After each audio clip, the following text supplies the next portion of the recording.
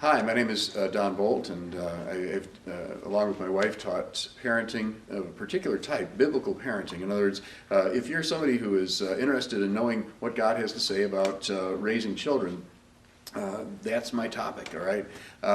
Christian parenting is a much bigger topic, and I'll share that from time to time. It involves a whole lot of stuff. But really what I am trying to share and trying to make sure is available to people is that biblical foundation for what it is that we're doing. And today what I want to talk about is a little thing called ways versus methods, okay? When I first started, studying all this, I started looking and I was looking for the methods. I thought, God must have some methods here. And I started searching the scriptures to find God's method for raising children. And after a long time of really trying to look, I just could not find God's method, if you will. It just seemed like there was so many different things that people were doing. And I just, I got a little frustrated with it. But then something began to emerge from the scriptures, which is that God was not trying to teach us methods. What God was trying to do was show us his ways, all right? You may have noticed in the scriptures there's a lot of things that talk about the way that we walk. When I was in martial arts, they taught us how to walk again because we had to learn to walk in a different way so that we could do martial arts. Well, this is a bit different from that because it's not really talking about physical steps. What it's talking about here is, okay, what is our way? You'll say that somebody has a certain way about them. Okay, but you're getting a little closer to the meaning of this, and to understand that each of us has a way about us. All right, we have a way that we treat people. We have a way that we think about people. All right, how we use that word, and God has ways, and to understand that ways they come out of the heart. All right, that's why Jesus said that the sinful things that we do, they proceed from the heart. The Pharisees at the time were saying, well, your disciples, they eat with unwashed hands, and they're very critical of the outward physical behavior.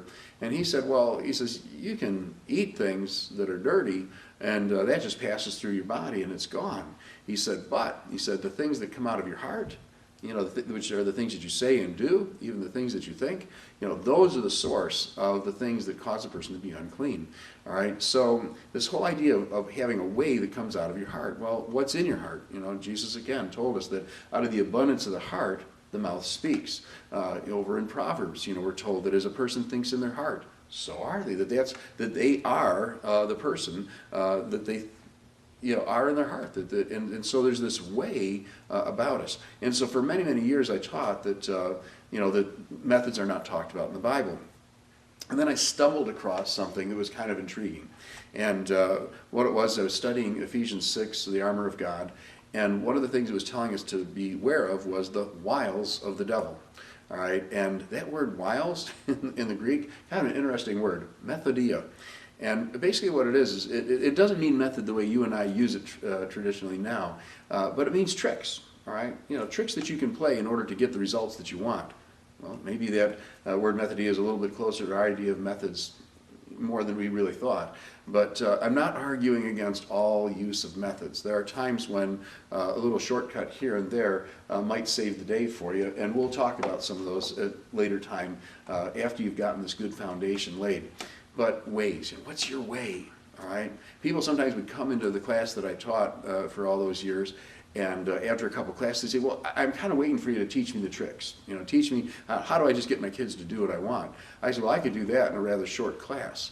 It's a little thing called behavior modification, and I just, teach you how to manipulate your children into doing what you want, and hopefully that becomes their habit.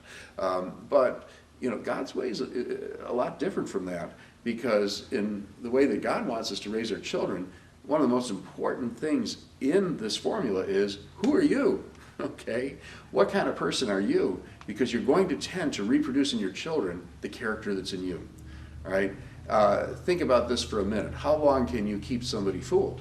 All right? If you're just playing tricks on somebody to get them to behave the way that you want, it's not going to last. Once a child gets to the age, typically by 10 or 12 years old, where they can see through that thin veneer of tricks that you're playing on them to get what you want from them, you start seeing this rise of disobedience and disrespect that you're trying to figure out, where did this come from? And by age 14, you're about ready to, sell them to a caravan of people on their way to someplace else because, suddenly you've got this child that has no interest in following you anymore. And so that's why I discourage against this idea of just learning the tricks, playing the tricks on the kids, and getting what you want, because you'll be very quickly into a time where you wish you'd done it different. And so I'd like to start off by just helping to understand that being a good parent is about becoming a good person, and becoming a good person, then reproducing that in your children. I've often said to people as we looked at this whole subject that by the time your children are adults, when they look back on what happened between you and them, who you were is going to matter a whole lot more than how you did it. All right, I want to say that one more time, that who you were is going to matter a whole lot more than how you did it.